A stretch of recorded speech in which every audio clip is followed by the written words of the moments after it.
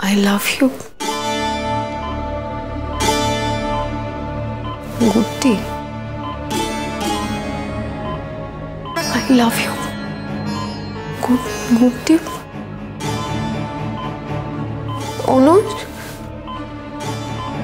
অনুজ অনুজ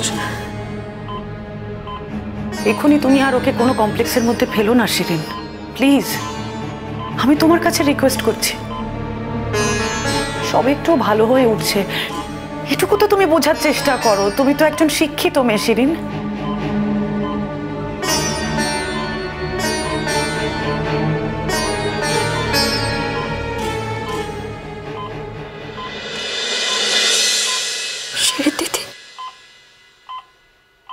Siri দিদি sir যে ভালো হয়ে যাক, আমি এখান থেকে চলে যাবো। শিরি দিদি, আমি তোমাদের লাইফ নষ্ট করতে আসিনি। শিরি দিদি, বিলিভ মি, আমি আসিনি তোমাদের লাইফ নষ্ট করতে। তুমি কোথাও যাবে না, তুমি চলে গেলে আমি থাকতে পারবো না বুঝছি। তুমি কোথাও যাবে না, কোথাও যাবে না তুমি। অনুজ,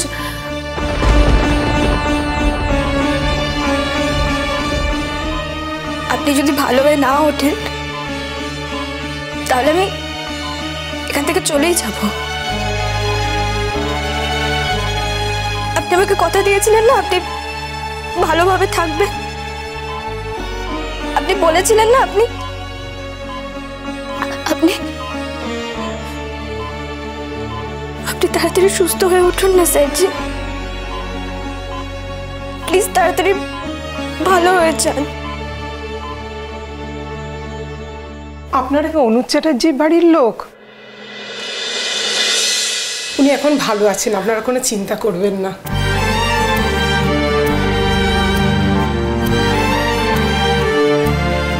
বাবা, আমি একটু আসছি।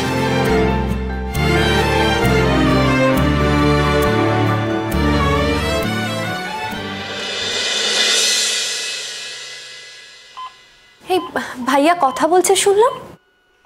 হ্যাঁ, আমি জানতাম গুড্ডি এলে সব ঠিক হয়ে যাবে। ও জাদু জানে, ওর উপর ঈশ্বর ভর করে, আমি আমার বাবার বেলাতে দেখেছি তো। গুড্ডি, তোর খুব ভালো হোক, তুই খুব ভালো থাক, তোকে ভগবান অনেক আশীর্বাদ করুক। আমি যাই, হ্যাঁ আমি বাইরে গিয়ে সবাইকে খবরটা দিই। বলছিলাম যে হ্যাঁ, নাও এভরিথিং ইজ নর্মাল। হ্যাঁ, আর উনি যখন একবার রেসপন্ড করেছেন তখন আর কোনো টেনশন নেই। হ্যাঁ, আপনি এখানে থাকুন, রোজ একবার করে আসবেন। আর মোটামুটি তাড়াতাড়ি সেরে গেলে আমরা 2-1 দিনের মধ্যেই ছেড়ে দেবো। Thank you doctor.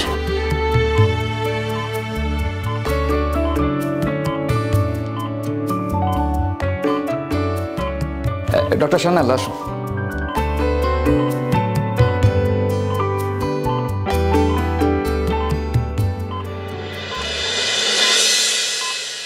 আচ্ছা কেন তুমি?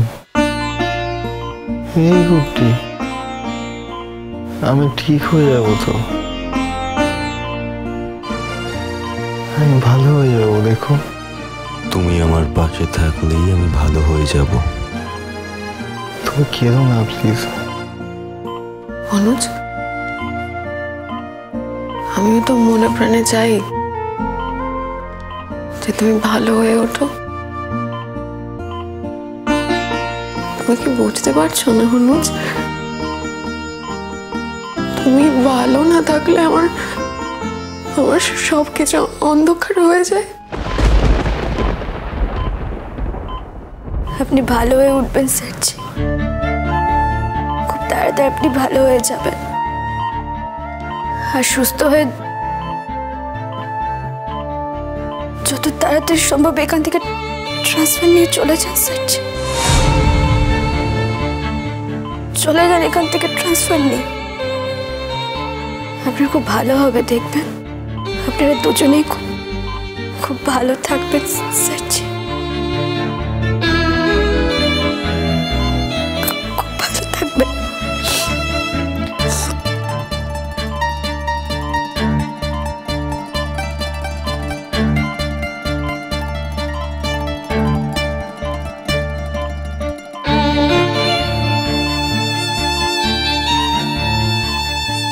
গুড্ডি,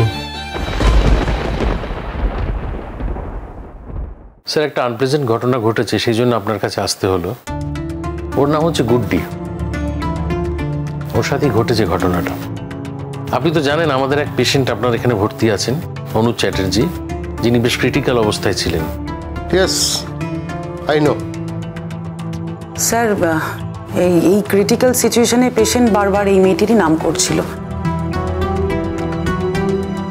আর আপনি তো জানেন স্যার, সাধারণভাবে এই রকম অবস্থায় পেশেন্ট যার নাম করছে তাকে আসতে বলা হয়, কারণ পেশেন্টের সাবকনসিয়াস মাইন্ডে যে নামটা বারবার উঠে আসছে সে যদি সামনে এসে দাঁড়ায় তাহলে অনেক সময় পেশেন্টের স্পিডি রিকভারি হয়। এই ক্ষেত্রে আমরা সেটাই করেছিলাম স্যার। ডক্টরের সাজেশনই ওকে এখানে নিয়ে আসতে বাধ্য হয়েছিলাম। গুড্ডি তারপর ওপরে ওঠার মুখে এক্স্যাক্টলি কি হয়েছিল সেটা একটু স্যারকে বলো। দেখুন, সেই মুহূর্তে আমি ওখানে উপস্থিত ছিলাম না, কিন্তু পরে এসে সবটা জানতে পারি এবং আমার মনে হয় যে এটা নিয়ে কথা বলা দরকার। ইনফ্যাক্ট ও আসতে চাইছিল না, আমি জোর করে এখানে নিয়ে এসেছি, কারণ ব্যাপারটা ভীষণ হিউমিলিয়েটিং। দেখুন, আমরা সবাই কিন্তু খুব স্ট্রেসে আছি, দুশ্চিন্তায় আছি, তাই একটা দুর্ঘটনা ঘটে যায়। ডক্টরের নাম বোধ হয় যুধাজিৎ, রাইট? তো ডক্টর যুধাজিতের সাথে গুড্ডির ধাক্কা লেগে যায়, তো ওনার জিনিসপত্র পড়ে যায়। সবাই তো স্ট্রেসে আছে, চিন্তায় আছে। ঘটনাচক্রে ঘটনাটা ঘটে, কিন্তু তারপর যেটা ঘটে সেটা একেবারেই অনভিপ্রেত, মানে খুবই অস্বাভাবিক। ডক্টর খুব জঘন্য ভাষায় গুড্ডিকে হিউমিলিয়েট করেন এবং নানা রকম খারাপ খারাপ কথা বলতে থাকেন। আমি জানি না কেন, এবং উনি বলেন যে যখন তখন যে সে ঢুকে পড়ছে, ক্ষমতা দেখানো হচ্ছে, ইত্যাদি ইত্যাদি। ইনফ্যাক্ট গুড্ডির ওপরে যাওয়া রেস্ট্রিক্ট করে দেন, পেশেন্টের কাছে যাওয়া। এগুলো খুবই অদ্ভুত। মানে আমি বুঝতে পারছি না এগুলো কেন ঘটলো, মানে উনি এরকম বিহেভ কেন করেছেন, এবং যে বিহেভটা করেছেন সেটা খুবই অসম্মানজনক। আপনি একটা কথা বলুন, যেখানে ডক্টর বলেছেন ওকে যেতে, সেখানে এই সমস্ত যে কথা উনি বলেছেন সেগুলো কি কোনোভাবে ওঠে? যুধাজিতের এই একটা প্রবলেম আছে, মাঝে মধ্যে ওর বিহেভিয়ারটা এরকম হয়ে যায়। একটা বিহেভিয়ার ডিসঅর্ডারের মধ্যে থাকে ছেলেটা, ওর নেচারটাই এরকম, যে কোনো কারণেই হোক ও। না না না, ওনার নেচার এটা হতেই পারে, সেটা ওনার ব্যক্তিগত ব্যাপার, কিন্তু ওনার নেচার এটা হলে যে আমরা সবাই মেনে নেবো এমনটা তো নাও হতে পারে। আমরা অফিসিয়ালি কমপ্লেন করতে চাই। স্যার, উনি আমাকে যথেষ্ট অপমান করেছেন।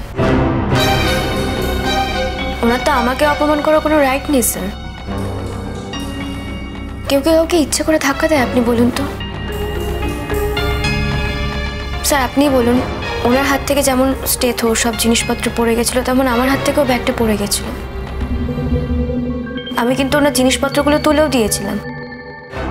তারপরেও উনি যেভাবে নার্সের সামনে, বাকি সবার সামনে আমাকে হিউমিলিয়েট করেছেন, যেভাবে আমাকে অপমান করেছেন, সেটা তো আর সহ্য করা যায় না স্যার। হ্যাঁ, আমি বুঝতে পারছি যে আপনাদের মধ্যে পেশেন্টকে নিয়ে একটা টেনশন আছে, কিন্তু এখন পেশেন্টের অবস্থা তো অনেক ভালো। হ্যাঁ স্যার, এখন অনেকটাই আগের থেকে ভালো। এবং একটা জিনিস জানবেন স্যার, এই যে পেশেন্ট ইমপ্রুভ করেছে, এর জন্য কিন্তু এই মেয়েটা গুড্ডি দায়ী। না না, ডাক্তারবাবুরা তাদের মতো করে লড়াই করেছেন, চেষ্টা করেছেন, সেটা তো ঠিকই, কিন্তু একটা জিনিস তো বোঝেন স্যার, পেশেন্টের ভেতর থেকে যদি লড়াই করার শক্তিটা না আসে, তাহলে সে ভালো হতে পারে না। আর সেই শক্তিটা ওকে জুগিয়েছে কিন্তু এই মেয়েটা। ও গিয়ে পেশেন্টের সামনে দাঁড়ানোর পর পেশেন্ট ওকে রেকগনাইজ করেছে, মনে জোর পেয়েছে, শক্তি পেয়েছে লড়াই করার। আর আমাদের সকলের বিশ্বাস সেই শক্তিটা থেকেই ও সুস্থ হয়ে উঠছে ধীরে ধীরে। এটা মানে কি বলবো স্যার, এটা মিরাকুলাসলি একটা ঘটনা ঘটে গেছে। অ্যাকচুয়ালি মিরাকেল হয়েছে স্যার। যে মানুষটা চোখ খুলতেই পারছিল না, সে এখন উঠে দাঁড়িয়েছে। আমার মনে হয় স্যার বিপদটা আমরা কাটাতে পেরেছি, আর সেই জন্যই এখন এই বিষয়টা আমরা একটু মন দিতে পেরেছি। পেশেন্ট যদি এতটা সুস্থ হয়ে না উঠতো তাহলে হয়তো আমরা এটা নিয়ে এতটা ভাবতাম না।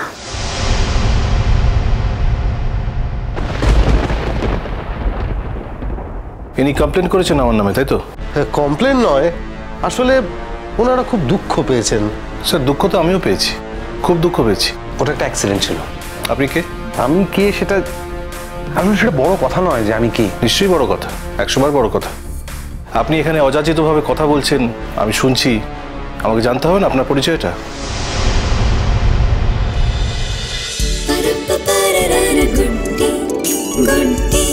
চলো চলো চলো চলো চলো পাল্টাই।